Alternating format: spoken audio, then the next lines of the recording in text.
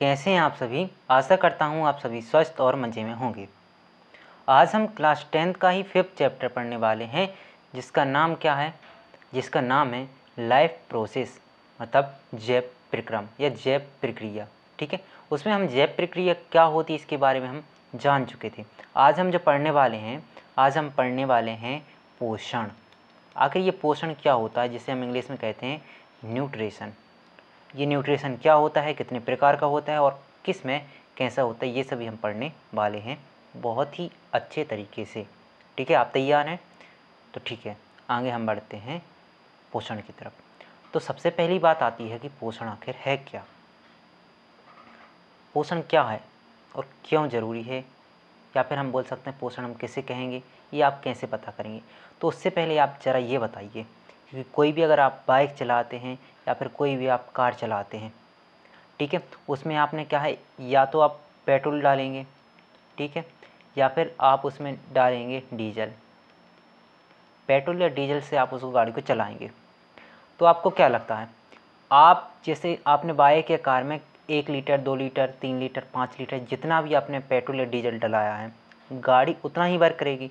और जब तक डीजल या पेट्रोल रहेगा तब तक गाड़ी क्या है, अच्छे से चलेगी, स्मूथ चलेगी।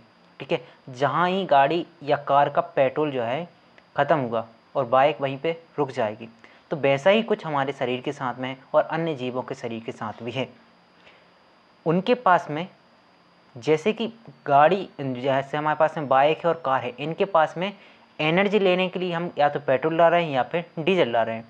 वैसे ही चाहे हम हमारी बात करें या दूसरे जीवों की बात करें, जितने भी सजीव जीव हैं, अब सजीव क्या होते हैं, निर्जीव क्या होते हैं, लिविंग थिंग क्या होते हैं, उसके बारे में पहले डिस्कस कर चुका हूँ, तो आप पिछली वीडियो में देख लीजिए। तो मैं अगर बात करूँ, जितने भी सजीव जीव होंगे उनके लिए काम करने के लिए ऊर्जा चाहिए। जैसे बाइक या कार के लिए चाहिए पड़ती है, हम कहीं अगर इसको ले जा रहे हैं, इसको ऊर्जा चाहिए, और ऊर्जा के लिए इसमें क्या चाहिए, इसको पेट्रोल या डीजल चाहिए। वैसे ही जो लिविंग थिंग होती हैं, जो सजीव जीव होते हैं, उन्हें क्या होता है कि कहीं जाना है, कहीं आना है, कहीं बैठे रहना है या फिर कोई काम करना है, इस सब के लिए इनको भी ऊर्जा की ज़रूरत पड़ती है। अब देखो, जैसे जो कार या बाइक होती हैं, इनको बाहर से ऊर्जा की ज़रूरत पड़ती है, बाहर से कोई चीज़ इसमें हम डाल रहे हैं, पेट्रोल या डीजल जो है बाहर से ला के दे रहे हैं। वैसे हमारे शरीर का भी हाल है कि इसको बाहर से जब तक हम ऊर्जा नहीं देंगे, ये अंदर की ऊर्जा तो ख़त्म कर चुका है अपनी। ठीक है, अब जब तक हम बाहर से ऊर्जा नहीं देंगे तब तक ये काम नहीं करेगा।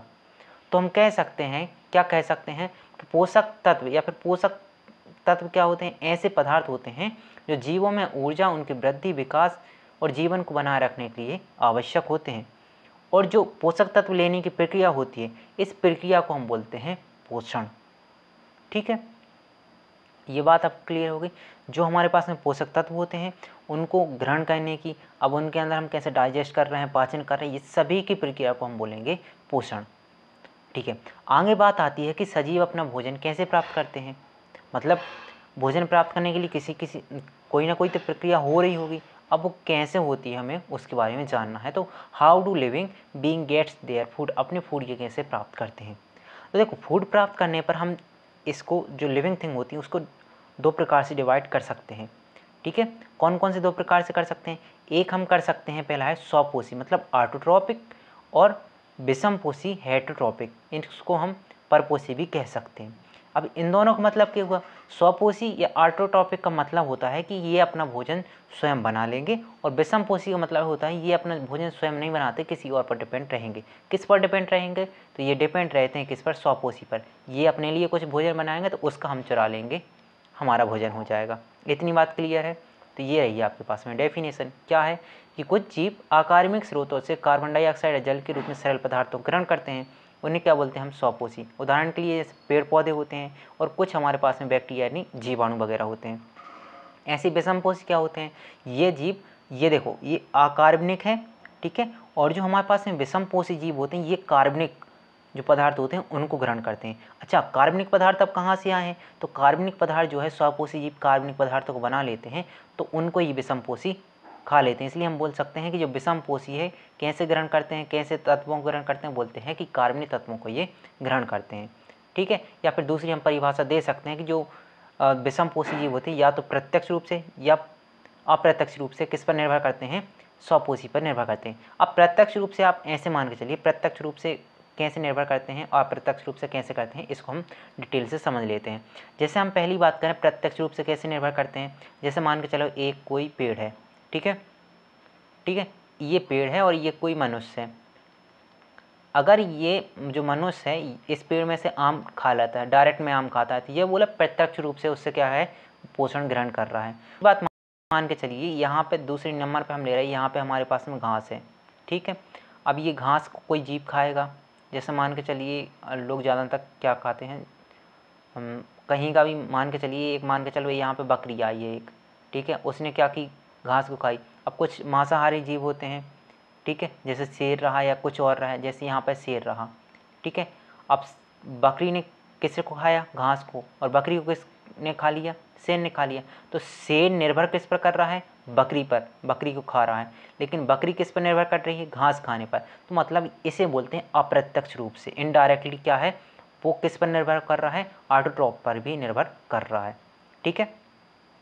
अब आगे बात आती है कि जो ऑटोट्रॉफ होते हैं, मतलब स्वपोषी होते हैं, ये अपना न्यूट्रिशन कैसे बनाते हैं, अपना जो पोषक तत्व होते हैं ये कैसे प्राप्त करते हैं।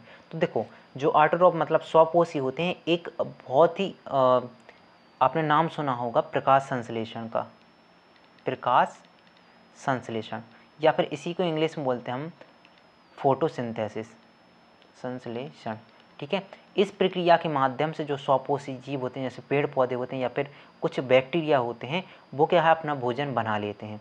अब वो कैसे बनाते हैं, जैसे कि ये क्या कर, पहली बात तो हमने बोली थी अकार्बनिक तत्व, ठीक है। तो यहाँ पे देखो ये क्या करते हैं, जैसे कार्बन डाइऑक्साइड ली इनने वायु से और पानी ले लिया, कहाँ से ले लिया, पानी ज़मीन से ले लिया। अब ये इन दोनों के साथ क्रिया करेंगे और साथ में किसके साथ, जैसे हमारे पास में ये सूर्य है यहाँ से, ठीक है, सूर्य से क्या निकलनी है, कई प्रकार की किरणें निकलनी है, ठीक है। वहाँ पे एच बी रेस को जब ये क्रिया करेंगे, ठीक है, अब क्रिया कैसे करेंगे, क्लोरोफिल की प्रेजेंट में और लाइट की प्रेजेंट में, तब जाके ये क्या बनाएंगे, कार्बोहाइड्रेट बनाएंगे और ऑक्सीजन रिलीज करेंगे, ठीक है। हम ऑक्सीजन को भी उपयोग कर लेते हैं और जब यहाँ से इनके पास में अगर कुछ बच जाता है कार्बोहाइड्रेट, तो वो हम करते ही करते हैं रिलीज। अब पहली बात, दूसरी बात ये आती है, पहली बात तो हम समझ चुके हैं, अब दूसरी बात ये आती है कि ये जो पेड़ पौधे होते हैं कार्बन डाइऑक्साइड और जल की प्रेजेंट में कार्बोहाइड्रेट कैसे बना लेते हैं। चलो उसको हम आसान भाषा में समझते हैं ब्लैक पेज पर, ठीक है। मान के चलो हमारे पास में क्या है, एक पत्ती है, ठीक है, ये मान के चलो एक नॉर्मल सी पत्ती मान के चल रहा है, हमारे पास में एक पत्ती है, ठीक। अब जो पत्ती होगी ये क्या है, हमारे पास में एक पूरा पेड़ है और पेड़ की हमने एक छोटी सी पत्ती ले ली। अब जो पत्ती होती है इसमें क्लोरोफिल नामक एक वर्णक पाया जाता है, क्या पाया जाता है, क्लोरोफिल। ये जो क्लोरोफिल पाया जाता है इसके पास क्षमता पाई जाती है, ये सूर्य मतलब जो रेस आती है यहाँ पे, लाइट आती है एच बी लाइट, उसको एब्जॉर्ब कर लेता है, ठीक है। और बाद में क्या करता है, ये कार्बन डाइऑक्साइड और जल के साथ में रिएक्शन करा देता है। तो हम कह सकते हैं यहाँ पे क्या है, सूर्य का प्रकाश होगा, एच बी रेस होगी और क्लोरोफिल होगा, ये दोनों जब क्रिया करेंगे तब जाके यहाँ पे बनता है C6H12O6। ये जो फार्मूला होता है ये होता है ग्लूकोज का फार्मूला, और ग्लूकोज एक प्रकार क्या होता है, कार्बोहाइड्रेट होता है। साथ में ये ऑक्सीजन को रिलीज करते हैं और साथ में वाटर वेपर को भी रिलीज कर देते हैं। अब दूसरी बात ये आती है कि ये प्रक्रिया कैसे होगी, इनके पास जो क्लोरोफिल है वो कैसे काम करेगा, ठीक है, पानी वगैरह कैसे रोल होगा, ठीक है। तो इसके बारे में आगे डिटेल से पढ़ते हैं इसकी पिक्चर से, ठीक है। ये देखो, जैसे ये हमारे पास में एक पत्ती थी, पत्ती की हमने अनुप्रस्थ काट ली है। अनुप्रस्थ काट का मतलब होता है जैसे हमारे पास ये पेन है, ठीक है, अगर इस पेन को हम बीच में से काट दें तो ये हो गई इसकी अनुप्रस्थ काट, तो आपको कुछ ऐसे सामने वाले भाग देखेगा। और अगर हम इसको बीच में से फलक काट दें तो ये लंबवत काट हो गई। लेकिन अभी हम कौन से देख रहे हैं, अनुप्रस्थ काट, मतलब इसका सामने वाला भाग देख रहे हैं। अब सामने वाले भाग में आप क्या देखेंगे, सामने वाले भाग में आप देखेंगे यहाँ पे जो होता है, ये देखो, ये तो होती है सिरा विन्यास, ये महासिरा हो गई, ठीक है। ये सिराओं का काम क्या होता है, जाइलम फ्लोएम होती हैं, इनका काम होता है फूड को ले जाना और जल को लाना, ठीक है। अब यहाँ पे अगर तुम देखोगे यहाँ बीचों बीच में पाया जाता है आपके पास में क्लोरोफिल। अब अगर आप क्लोरोफिल में भी देखोगे तो क्या देखोगे आप, क्लोरोफिल में आप देख रहे हैं तो ऊपर इसकी एक चिकनी सतह है, ठीक है, और बीच में हरित लेवक जिसे हम क्लोरोफिल बोल रहे हैं वो है, वायु कोश है। और नीचे आप देखोगे तो यहाँ पे एक आपको देखो ऊपर कहीं भी पूरे सटे हुए भाग है, लेकिन नीचे आप देख रहे हो छोटा सा भाग खुला हुआ है, ठीक है, ये द्वार है, ठीक है, इसी को हम बोलते हैं रंध्र। तो इसमें से क्या होता है, वेपर जो आपने सुना होगा बाष्पोत्सर्जन, मतलब जो पत्तियाँ होती हैं, पत्तियाँ पानी को रिलीज कर देती हैं, वो प्रक्रिया यहीं से होती है। अब ये नीचे ही क्यों होती है, इसका नीचे होने का कारण ये होता है, जैसे हमारे पास में ये पत्ती है, पत्ती के जो ऊपर है, ऊपर पूरा चिकना भाग है, तो यहाँ पे कोई भी रंध्र नहीं होगा, जिसे हम स्टोमेटा बोलते हैं। और नीचे जो होती हैं स्टोमेटा होते हैं। नीचे क्यों होते हैं, अगर ऊपर रहे तो ज़्यादा पानी का ह्रास होगा, ज़्यादा पानी का लॉस होगा, लेकिन नीचे रहने से कम पानी का लॉस होगा, उतना ही लॉस होगा जितनी हमें आवश्यकता है। अब जैसे हमारे पास में मान के चलो ये एक पत्ती है, ठीक है, ये जो आपके पास में एक मान के चलो पत्ती है, ठीक है। अब इसमें क्या है आप देखेंगे तो इसमें जो ऊपर वाली सतह है ये पूरी चिकनी रहेगी, लेकिन उसमें छोटी छोटी क्या होती हैं, यहाँ पे छोटे छोटे छिद्र पाए जाते हैं। इन छिद्रों को हम स्टोमेटा या फिर रंध्र बोलते हैं। इन छिद्रों को क्या बोलते हैं हम, स्टोमेटा या फिर रंध्र कहते हैं। इनका काम होता है जो वाटर होता है H2O उसको रिलीज करना, ठीक है, जो आपके पास में ऑक्सीजन बन रही है उसको रिलीज करना, जो भी मतलब बाद में प्रोडक्ट बन रहा है उसको रिलीज करने का काम होता है इसका, ठीक है। अब इसमें भी जो आप स्टोमेटा पढ़ेंगे तो आपके पास में स्टोमेटा कुछ इस प्रकार का पाया जाएगा, ये है, ठीक है। यहाँ पे हम पूरी कोशिका बना ले एक टाइप का, ठीक है। अब अगर यहाँ पे आप देखोगे तो यहाँ पे जो है जो कोशिकाएं पाई जाती इन्हें हम बोलते हैं द्वार कोशिका। क्या बोलते हैं, द्वार कोशिका बोल सकते हैं, या फिर इसी का नाम होता है रक्षी कोशिका, ठीक है।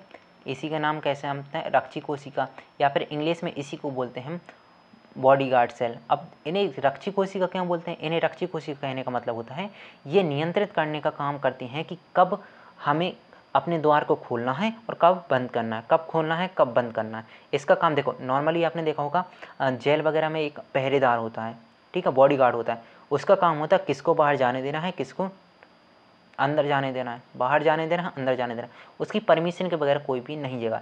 ये देखेगा कोई अंदर से बाहर जाने के लिए आ रहा है तो ये अपना द्वार खोल देगा, ये देखेगा बाहर से हमें कुछ लेना है अंदर तो ये द्वार खोल देगा, ये बोलेगा ना तो हमें बाहर से अंदर कुछ लेना ना अंदर से बाहर करना है तो ये अपना द्वार बंद कर लेगा। तो यहाँ से केवल एक ही इंपॉर्टेंट है, वो है मतलब जो रंध्र होते हैं उसमें जो छिद्र के पास में कोशिकाएँ पाई जाती हैं उन्हें रक्षी कोशिका या फिर बॉडीगार्ड सेल कहते हैं, ठीक है।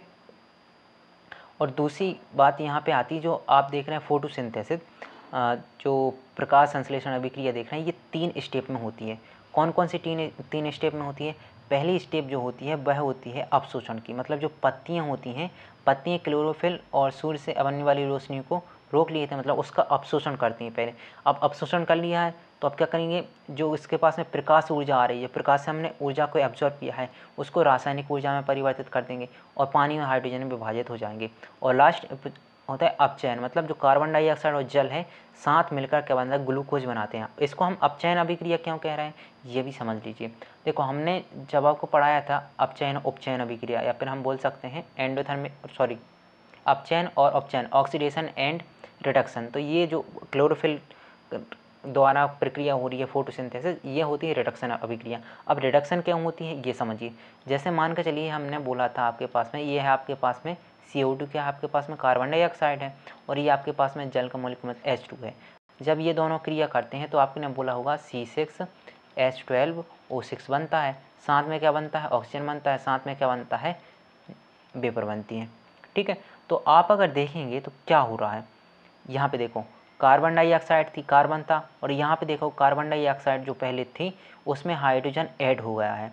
तो और हमने पढ़ा था जो रिडक्शन अभिक्रिया होती है, रिडक्शन अभिक्रिया क्या होती है, रिडक्शन अभिक्रिया क्या होती है, या तो ऑक्सीजन का क्या हो, ऑक्सीजन का लॉस हो रहा हो, ऑक्सीजन कम हो रहा हो, या फिर हाइड्रोजन क्या हो रहा होगा, ज़्यादा हो रहा होगा, या फिर आपके पास में इलेक्ट्रॉन है वो भी कैसा हो रहा होगा, ज़्यादा हो रहा होगा। तो देखो ऑक्सीजन का लॉस तो नहीं हुआ, ऑक्सीजन ऐड ही हुआ है, सॉरी ऐड भी नहीं बोलेंगे, लेकिन यहाँ पे आप देख रहे हो एक हाइड्रोजन जो है यहाँ पे आके जुड़ गया है।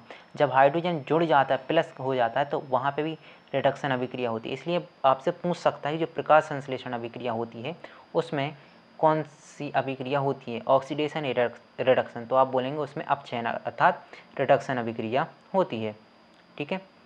अब दूसरी बात आती है कि ये तो आपने बता दिया कि स्वपोषी कैसे पोषण प्राप्त करते हैं।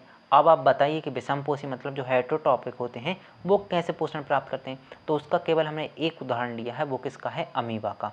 तो अमीबा कैसे पोषण करता है, जैसे मान के चलो हम एक अमीबा छोटा सा मान के चल रहा है, ये हमारे पास में एक अमीबा है, ये इसके बीच में क्या है, केंद्रक है, और यहाँ पे कोई क्या है आपके पास में फूड पड़ा हुआ है। तो ये जो अमीबा है आगे क्या होगा, आगे धीरे धीरे आएगा और अपने एक कोश सा बनाता जाएगा, ठीक है। और यहाँ पे ये पास में आ गया किसके, फूड के। अब फिर आगे अगर हम देखेंगे तो फिर से ये अमीबा आया और फूड को इसने क्या किया, एब्जॉर्ब कर लिए, पास में ले लिए, इसका केंद्रक है। अब फिर धीरे धीरे आएगा और इसको केंद्र के बीच में ले लिया। अब इसका क्या कर लेगा, ये पाचन कर लेगा पूरी तरह से। जब इसने पूरी तरह से पाचन कर लेगा तो अब ये धीरे धीरे इसको छोड़ने की कोशिश करेगा, ठीक है। ये केंद्रक है। अब ये धीरे धीरे इसको क्या करता है, जो पच चुका है भोजन, अब जो बिना पचा बिना काम का भोजन है उसको निकालने की कोशिश करेगा, ठीक है। अब लास्ट में जाके ये क्या करेगा, इस भोजन को, जो अनपचा भोजन है उसको निकाल देगा वेस्ट के तौर पे, ठीक है। ये पूरी प्रक्रिया के माध्यम से क्या अमीबा अपना भोजन ग्रहण करता है। ये रही वो प्रक्रिया। सबसे पहले इसने क्या किया, फूड के पास आया, अपनी कोशिकाओं को आगे बढ़ा कि आ भाई गले लग जा। गले लगने का मतलब है मैं भोजन को पकड़ लेता हूँ, ठीक है। अब जैसे ये भोजन पकड़ेगा ये यहाँ से अपनी सेल को क्या कर लेगा, बंद कर लेगा कोशिकाओं। अब क्या होगा, यहाँ इसके पास में डाइजेशन होगा। तो पहली जो प्रक्रिया होती है उसे बोलते हैं हम अपशोषण, ठीक है, या फिर इंजेशन प्रक्रिया। इंजेशन को क्या बोलते हैं हम, अपशोषण कहते हैं। अपशोषण का मतलब होता है, अपशोषण बोल सकते हैं, या फिर अपशोषण की जगह पे अगर हम नॉर्मल वर्ड बोलते हैं, इंजेशन के लिए हम बोलते हैं अंतर्ग्रहण। क्या बोलते हैं, अंतर्ग्रहण। अंतर्ग्रहण का मतलब होता है अंदर समाविष्ट कर लेना, अंदर इसने भोजन ले लिया है। अब क्या करेगा, ये भोजन को जैसे ही अंदर ले लिया, अब इसका करेगा पाचन। ये क्या करेगा, पाचन।